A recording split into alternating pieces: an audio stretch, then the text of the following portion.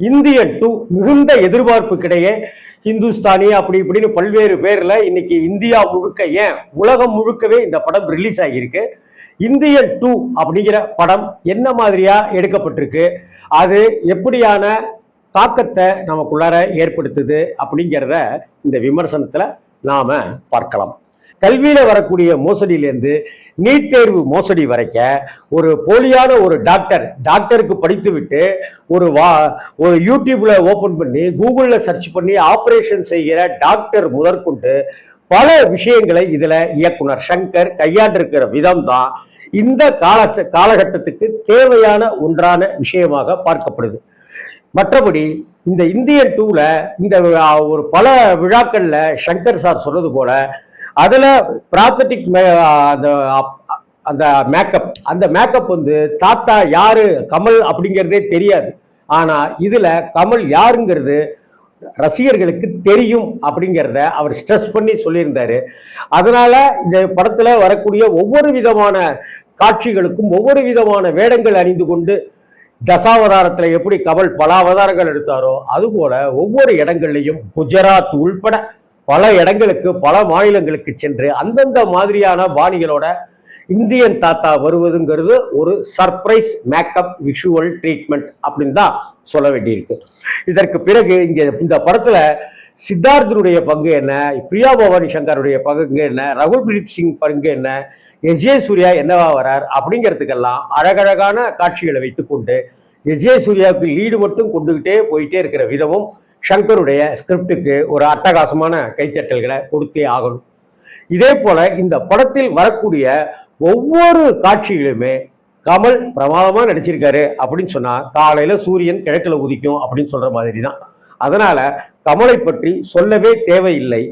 நீண்ட இடைவெளிக்கு பிறகு கமல் முழுக்க ராஜாங்கம் பண்ணியிருக்கிற ஒரு படமாக ஒரு விருந்தாக இந்தியன் தாத்தா கம்பேக் கொடுத்திருக்கிறார் அப்படிங்கிறதையும் பாராட்டியாகும். இதே போல நெடுமுடி வேணு, விவேக் சார், மாரிமுத்து சார், இதை தவிர அந்த படத்துல வந்திருக்கிற மனோபாலா சார், இவர்களெல்லாம் நம்மை விட்டு பிரிந்து விட்டாலும் கூட அவர்களை எந்த இடத்துல மனோபாலாவே வந்திருக்காரு, எந்த இடத்துல என்ன மாதிரி ஒர்க் பண்ணியிருக்காங்கன்றதே காட்ட முடியாத அளவுக்கு சிஜி ஒர்க்ல அவ்வளவு பிரமாதம் பண்ணியிருக்கிறாங்க. இன்றைய தொழில்நுட்பத்தை பயன்படுத்தி சிறப்பாகவே பண்ணியிருக்கார் இயக்குனர் சங்கர் அப்படிங்கிறதுலையும் எந்த மாற்றமும் கிடையாது. சமுத்திரக்கனி சித்தார்த்தோட அப்பாவா வந்து அவருக்கான பங்களிப்பை சரியாவே செஞ்சிருக்கார். பிரியா பவானி சங்கருடைய அம்மாவாக இருக்கட்டும், ரேணுகா மேடம் பிரமாதமா அவங்களுடைய நடிப்பை கொடுத்திருப்பாங்க. அவருடைய கணவராக வரக்கூடிய தம்பிராமையாவும் சிறப்பான நடிப்பை வழங்கியிருப்பார். நண்டு ஜெகனுடைய நடிப்பும் நம்ம அண்ணாச்சி இமான் அண்ணாச்சியினுடைய நடிப்பும் கூட கலக்கலான முறையில இந்த படத்துக்கு அழகான முறையில கையாளப்பட்டிருக்கும். பாபி சிம்ஹாவுடைய நடிப்பும் ரொம்ப பிரமாதம். இன்னும் சொல்ல போனா ரொம்ப நாளைக்கு அப்புறம் பாபி சிம்ஹாவுக்கு நல்ல ஒரு கேரக்டர் கிடைச்சிருக்கு அப்படின்னு தான் சொல்ல வேண்டியிருக்கு. ஹைவே ஹோட்டல்ல இருக்கிற ஊழல்ல இருந்து ஆரம்பிச்சு ஒரு ஹைடெக் ஊழல் வரைக்க இந்த படத்துல ஒவ்வொரு விதமான ஊழல்கள் காட்டப்பட்டு அதுவும் ஒரு படத்துக்கு அதுக்கு தகுந்தது போல செட்டுகள் அமைக்கப்பட்ட விதம் இந்த படத்தினுடைய ஆர்ட் டைரக்டருடைய பங்களிப்பை வெகுவாகவே பாராட்ட வேண்டும். ஆர்ட் டைரக்டர் முத்துராஜின்னு நினைக்கிறேன், அவருக்கு நம்முடைய பாராட்டுக்கள். படம் நெடுக ரவிவர்மனுடைய ஓவியம் மிளிர வைக்குது. கேமராமேன் ரவிவர்மன் சார் கடுமையா உழைச்சிருக்கார். எந்த இடத்துல கேமரா ஒர்க் பண்ணிருக்கு, எந்த இடத்துல சிஜி ஒர்க் பண்ணிருக்கு அப்படின்னே தெரியல. அந்த கேலண்டர் சாங்ல ஆபாசம் அப்படிங்கிறத தாண்டி ஒரு அழகு ஜொலிக்கிறதையும் கம்ப்யூட்டர் ஜாலங்களையும் நாம பார்த்து வியக்க வைக்கிற வகையில இருக்கு. முதல்ல இந்த இடத்துல ரெண்டு விஷயம். அனிருத் அவர்கள் இசையமைத்திருந்தாலும் கூட சங்கர் மிக சாமர்த்தியமாக இந்தியன் 1ல போட்ட அந்த ஏஆர் ரகுமானுடைய முக்கியமான பிஜிஎம் எல்லாம் கேட்டு வாங்கி அங்கங்க சொருகி இருக்கிற விதம் ரசிப்புக்குரியது, பாராட்டுக்குரியது.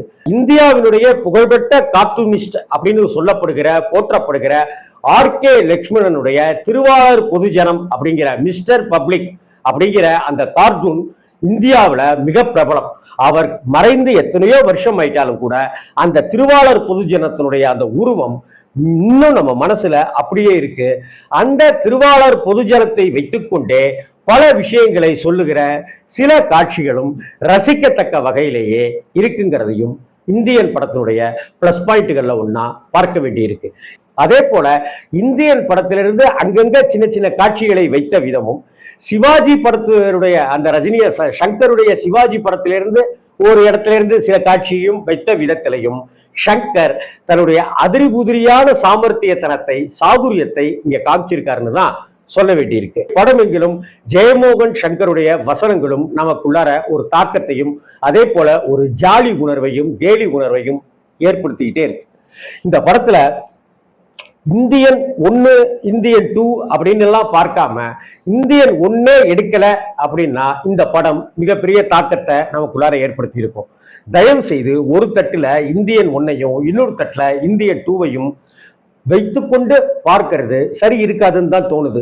இந்த படத்தினுடைய கிளைமாக்ஸ் முடிகிற அந்த தருணத்துல ரைட்டு படம் முடிஞ்சிருச்சு எல்லாரும் கிளம்பலாம் அப்படின்னு இருக்கிற சமயத்துல 2.5 நிமிடங்கள் அந்த பார்ட் 3க்கான இந்தியன் 3க்கான 2.5 நிமிட காட்சிகள் நம்ம பிரமிக்க வைக்குதுங்கிறத ஒத்துக்கிட்டே ஆகணும்.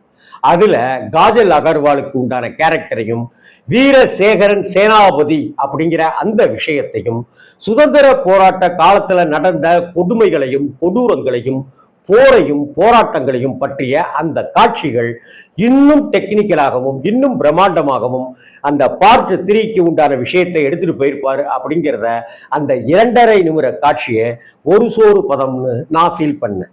இந்த இந்தியன் 2 கிட்டத்தட்ட நான் கரோனா காலத்துக்கு முன்னாடி ஆரம்பிச்சு அந்த சமயத்திலே வந்திருக்க வேண்டிய படம். ஆனா கரோனாவால தள்ளி போச்சு, ஒரு விபத்துனால தள்ளி போச்சு.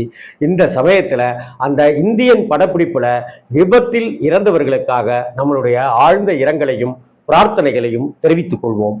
அதே போல இந்த படத்தில் நடித்து விட்டு பாதியிலேயே இறந்து விட்ட நெடுமுடி வேணு சார் அவர்கள், நடிகர் விவேக் சார் அவர்கள், மாரிமுத்து சார் அவர்கள், மனோபாலா அவர்களுக்கும் நம்முடைய ஆழ்ந்த இரங்கலை தெரிவித்துக் கொள்வோம். அதே சமயத்தில் இந்தியன் தாத்தாவுடைய ஒவ்வொரு காட்சிகளுமே மிரட்டலான முறையில கையாளப்பட்டிருக்கு. பாவி சிம்ஹா மாதிரியானவர்களுக்கும் சித்தார்த் மாதிரியானவர்களுக்கும் ஒரு நல்ல கேரக்டர் கொடுக்கப்பட்டிருக்கு. நண்டு ஜெகன் மாதிரியான நல்ல நடிகர்களை இன்னும் இந்த தமிழ் சினிமா ஏன் பயன்படுத்தல அப்படிங்கிறதுக்கு ஏன் நான் பயன்படுத்துறேனே அப்படின்னு சங்கர் சார் இங்க ஒரு ஆரம்ப புள்ளியை வச்சிருக்கார். மற்றபடி படத்துல வரக்கூடிய வசனங்கள்ல இருந்து காட்சி அமைப்புகள்ல இருந்து எல்லாமே தெரிக்க விடுகிற வகையில இருக்கு. இந்தியன் தாத்தா வந்துட்டாரு, தெரிக்க விட்டுட்டாரு.